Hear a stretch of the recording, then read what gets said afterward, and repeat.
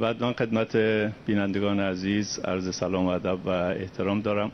خب این حادثه رو خدمت همه خانواده‌های آسیب دیدگان عرض تسلیت دارم.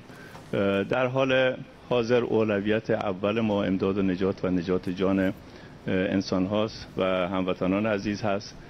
در کنارش اطفاء حریق و جلوگیری از گسترشون به بقیه نقاط.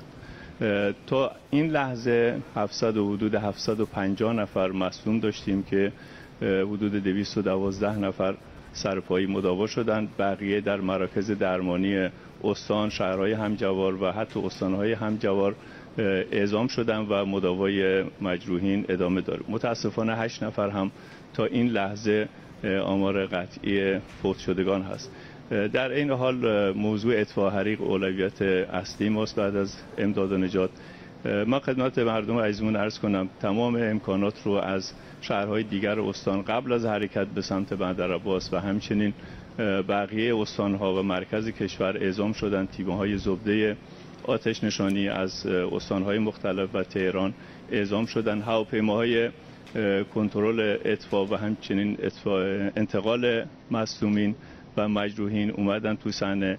اینجا همه دست به دست هم دادن و انشالله ما بتونیم آتش رو تا ساعات آینده اطفاء بکنیم. متاسفانه هنوز به طور کامل اطفاء نشده. به هر حال با توجه به باد موافق شدیدی که وجود داره کانتینر به کانتینر آتش سوزی ادامه داره. البته تمهیدی اندیشیده شد که در اطراف یک نقطه مشخص به هر حال هم خاکریز زده بشه، هم کانتینرهای خالی تعبیه بشه که از یک حدی گسترش پیدا نکنه که بقیه بتونن کارشون رو انجام بدن. در هر صورت همه دستگاه‌ها پای کار هستن. امیدواریم بتونیم تا ساعت آینده اطفاء حریق انجام بشه و مردم عزیزمون هم مطلع بشن از آخرین وضعیت.